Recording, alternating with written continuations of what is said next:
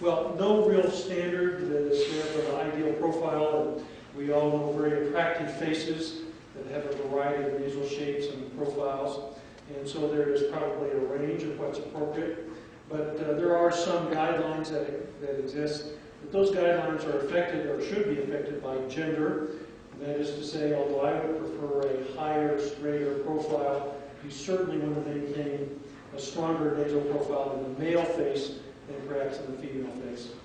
Differences of ethnicity, and my practice probably reflects that of you, that in today's world we see a wide variety of ethnic backgrounds and so on here, and so one needs to take that into account. And is an Asian nose somewhat different than a large Mediterranean nose that we saw from Dr. Gingy yesterday? Stature, and I would say that, again, there are some differences of how we might approach that nose in someone who is 4'11" versus someone who is 6 feet tall, that perhaps the strength of the nose needs to be different in those individuals, and perhaps a little bit by age as well. Factors that contribute are these, and so when we analyze the nose from top to bottom, there are a number of areas that we look at about what makes that nasal profile appropriate in that patient, and it's related to tip projection, to even the chin projection, and so on here. So again, my mentor, Gene Tardy, again says it very nicely, and I like what he says here, that high, strong, relatively straight profile tends to give us our highest degree of appropriate appearance. You've heard of that so-called rule of thirds, wherein the aesthetic face, typically the upper third, middle third, and lower third are about the same, and we balance the nose to do our best to fit in with that from that profile dorsal look. The nasal frontal junction, or nasal frontal angle, or radius region, by and large, needs to be not too deep, and if it is, we can fill that in with the radius graph. We would like to have an acceptable angle that tends to be about 125 degrees. But these are things we can adapt. I think it's somewhat more different if this radius area, this nasal frontal junction, is too high. You can try to remove soft tissue. I think that's more of a challenge to do. But actually, more and more, we are doing these radius graphs, as I'll show you. Tip projection, we've heard individuals already this week talk about how they do that, but I think a good rule of thumb is the Richard Good technique from Stanford here, where basically a projection is C to B. That should be a little over half of the distance of A to B, and that fits relatively well, particularly with female noses, but from a variety of ethnic backgrounds, and that usually gives us a pretty attractive nose. I think you have significant control over the nasolabial angle, and so we would like that in the typical female nose to be somewhat more obtuse, a more acute angle, closer to a 90-degree angle might be acceptable in the male. But there are a number of techniques that we can use to change tip rotation and position. You've seen a number of those at the courses, and we have quite a bit of control of that, and it's part of what we should be analyzing. And just remember, you want to analyze the patient in terms of the rest of the profile, not just the nose, chin projection in particular, and that weak chin tends to give a more projecting appearance to the nose, and we may want to augment the chin to make sure all of this falls into appropriate alignment here.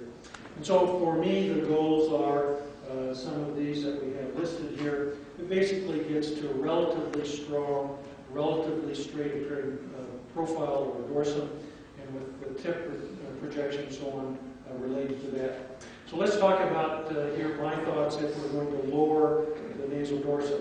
And this is true for the primary nose or the revision nose, so if it's a dorsal bump, profile bump, we're going to take that down. If it's been left too high, we might need to lower that. And the ways we think about that are, first of all, through analysis. Remembering that sometimes it's soft tissue that makes a difference here, along with the bony cartilaginous pyramid. Well, the cartilaginous portion of the dorsum, I usually approach separately from the nasal bone. I don't take it all off in one big hump most of the time. I like to have direct vision, so you can do it endonasally or through open rhinoplasty. And what I usually do is in retrograde fashion with a 15-blade is begin to, in incremental layers, begin to lower that cartilage. And so I'll take off an incremental strip, see how it looks, take another until I get that super tip, that cartilaginous portion where it's just right. So we will take the hump down if it's large with osteotome. If it's a small dorsal bony hump, I'll use rasping only. But I think you're much more accurate with the osteotome if it's a significant size. And remember, as you are taking down that bony dorsum, you are creating that open roof. And so, as I'm going to mention here, that means it requires and necessitates an osteotomy also. Most of the time, there is less bone than cartilage. We create that open roof. And remember also, as I'm saying here, to exit above the radix. So your osteotomy doesn't go all the way up into the frontal bone. It comes out somewhere above that area. So it's this sort of appearance, and this dotted line should not be going up into this direction in most patients. Also, based on soft tissue again, that because of the soft tissue being different in certain areas here, often you are leaving a little bit of elevation here so that once you accommodate for the soft tissue, it gives you a straighter look. So following that profile dorsal reduction, remember it needs to be smooth, and as we have suggested, the thinner the skin, the more we need to do that. We use those spreader grafts that we keep discussing, particularly if the upper laterals have been divided away from the septum. Remember, you need to do your dorsal smoothing and rasping before you do osteotomy so that you don't have those flail segments. Remember, the radix and nasal frontal angle can be helpful so that we don't have to lower the profile too much. Open roof needs to be closed. And again, as suggested, we will sometimes help ourselves in those thin skin patients with temporalis fascia or alloderm or perichondrium sometimes is available. All right, so those are noses that are too high, either primary nose or revision nose, and we need to lower them. How about augmenting the nose? We know already, as we discussed, I'm going to say use autogenous material and to avoid putting alloplastic materials in.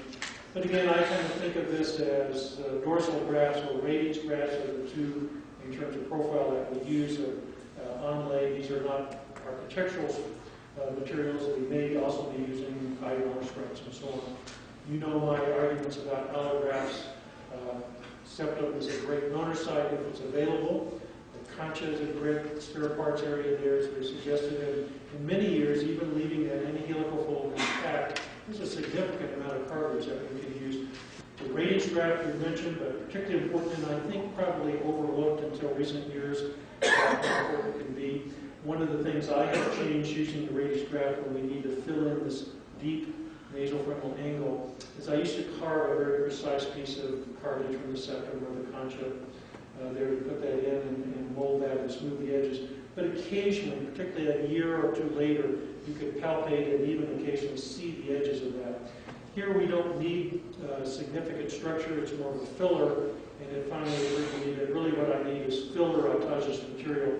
And so I really crush that cartilage, and then I'm just putting it up into a precise pocket so that it always stays soft. I don't have palpable edges, and yet I get the height and support in that angle that we need. So I think the goal is to have this high, straight, hopefully aesthetic profile. You analyze, is it too high? Take it down appropriately. Remember, how low do we go? We want to have it appropriate for gender, height, ethnicity, and so on. If it is too low, the admonition for you is, as we build that up, we have to say the endpoint, that is our goal, but I would admonish you to use autogenous material